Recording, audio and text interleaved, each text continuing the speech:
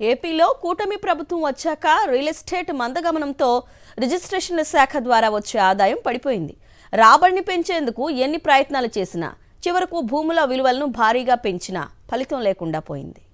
2024-25 ఆర్థిక సంవత్సరం ఏపీ నికర ఆదాయం 8,800 కోట్లు మాత్రమే. గత ఏడాది 2023-24 రాబడి 9,600 కోట్లుగా ఉంది. అంటే ఈసారి 800 కోట్ల మేర తగ్గిపోయింది. ప్రజల కొనుగోలు శక్తి తగ్గిపోవడంతో ఆస్తుల క్రయ విక్రయాలు పడిపోయాయి. చంద్రబాబు రాకతో ఉన్న కాస్త రియల్ భూమి మరింత పడిపోయిందని రియల్టర్లు వాపోతున్నారు. వారి మాటలు నిజమని రిజిస్ట్రేషన్ల శాఖ ఆదాయం తేల్చింది. నిజానికి రిజిస్ట్రేషన్ల శాఖ ద్వారా 13,500 కోట్ల ఆదాయం సమకూర్చుకోవాలని కూటమి ప్రభుత్వం టార్గెట్ విధించింది. కానీ వచ్చింది 8,800 కోట్లు మాత్రమే. సాధారణంగా గత ఏడాది వచ్చిన నికర ఆదాయాన్ని బట్టి ఏడాది టార్గెట్ నిర్ణయిస్తారు. దాని ప్రకారమే ఏడాది 13,500 కోట్లు లక్ష్యంగా పెట్టుకున్నారు. కానీ గత ఏడాది వచ్చినంత కూడా రాకపోవడాన్ని బట్టి స్థిరాస్తి విక్రయాలు ఏ స్థాయికి పడిపోయాయో అర్థం చేసుకోవచ్చు. ప్రజల ఆదాయ మార్గాలు పడిపోవడంతో స్థిరాస్తి లావాదేవీలు పెద్దగా జరగడం లేదు.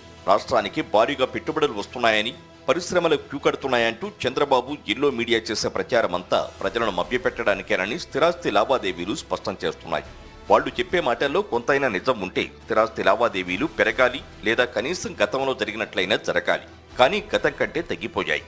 దీన్ని బట్టి మార్కెట్లో పరిస్థితి అస్తవ్యస్తంగా ఉందని, ప్రజల చేతుల్లో డబ్బులు లేవని తెలుస్తోంది.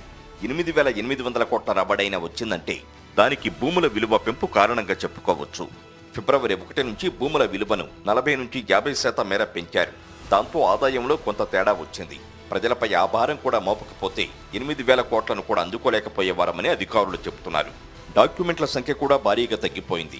2023-24లో 22.5 లక్షల డాక్యుమెంట్లు రిజిస్టర్ అవ్వక ఏడాది వాటి సంఖ్య 20,20,000 మాత్రమే. అంటే 2 లక్షల మేర తగ్గిపోయాయి. వైఎస్ఆర్సీపీ హయాంలో రిజిస్ట్రేషన్ల సంఖ్య భారీగా ఉండేది. 2022లో 25 లక్షల డాక్యుమెంట్లు రిజిస్టర్ అయ్యాయి. చంద్రబాబు హయాంలో 5,000 కోట్లలో ఉన్న రిజిస్ట్రేషన్ల శాఖ ఆదాయం 10,000 కోట్ల దగ్గరకు చేరింది వైఎస్ జగన్ హయాంలోనే.